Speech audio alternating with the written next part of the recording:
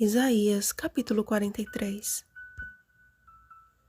Quando passares pelas águas, eu serei contigo. Quando pelos rios, eles não te submergirão. Quando passares pelo fogo, não te queimarás, nem a chama arderá em ti. Versículo 2.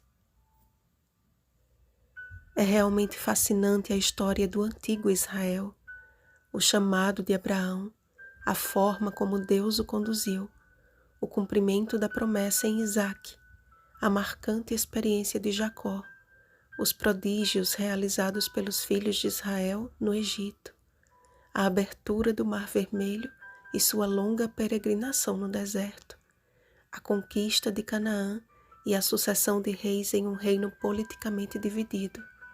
Tudo aponta para a misericórdia e paciência de Deus e seu desejo constante de salvar o seu povo. Já no primeiro versículo, Deus expõe o seu direito sobre o povo pela criação, pela redenção e pela filiação. Eles pertenciam a Deus, uma verdade que poderia ser rejeitada, mas jamais apagada. A história de Israel e as inúmeras oportunidades divinas ilustram a história da humanidade e as oportunidades que se refletem no fato de que ainda vivemos no tempo da graça desde que o primeiro cordeirinho foi morto no Éden, simbolizando o sacrifício de amor de Cristo por nós. Adão viveu pela graça. Noé alcançou graça diante de Deus.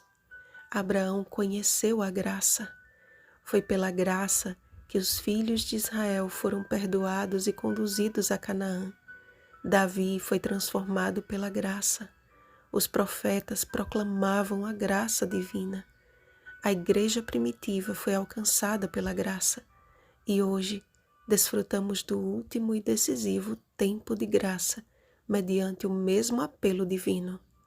Eu sou o Senhor, e fora de mim não há Salvador. Em nenhum momento a Bíblia relata a promessa de que não passaremos por dificuldades. O Senhor não diz que não passaremos pelas águas ou pelo fogo, e sim que ainda que tenhamos que enfrentá-los, Ele lá estará para nos livrar.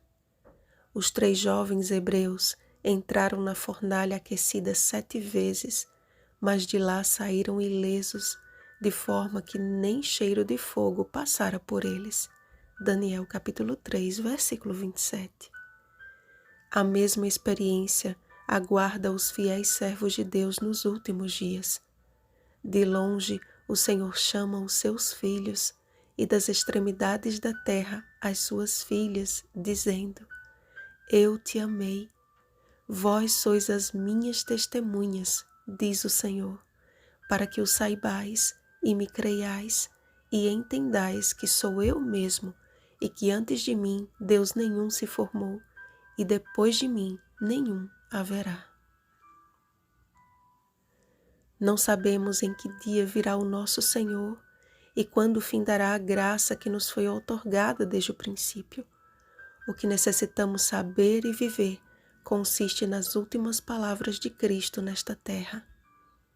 Respondeu-lhes Jesus: Não vos compete conhecer tempos ou épocas que o Pai reservou pela sua exclusiva autoridade, mas recebereis poder ao descer sobre vós o Espírito Santo, e sereis minhas testemunhas, tanto em Jerusalém como em toda a Judéia e Samaria, e até aos confins da terra.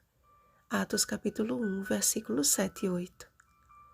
Aquele que deseja apagar os nossos pecados e esquecê-los, é o mesmo que deseja nos encher do seu Espírito para celebrar o seu louvor. Como Israel, nós pertencemos a Deus, pois Ele também é o nosso Criador, o nosso Redentor e o nosso Pai. Nós somos de Deus e Ele breve virá para buscar os que aceitaram esta verdade. Portanto, não fiquemos ansiosos quanto a tempos ou épocas, ou com o que havemos de sofrer, mas vivamos o agora, o tempo sobremodo oportuno, agora o dia da salvação. 2 Coríntios capítulo 6, versículo 2. Vigiando com ações de graças. Colossenses capítulo 4, versículo 2. Sendo pacientes até a vinda do Senhor. Tiago capítulo 5, versículo 7. Vigiemos e oremos. Um feliz sábado, Igreja Perseverante. Rosana Garcia Barros.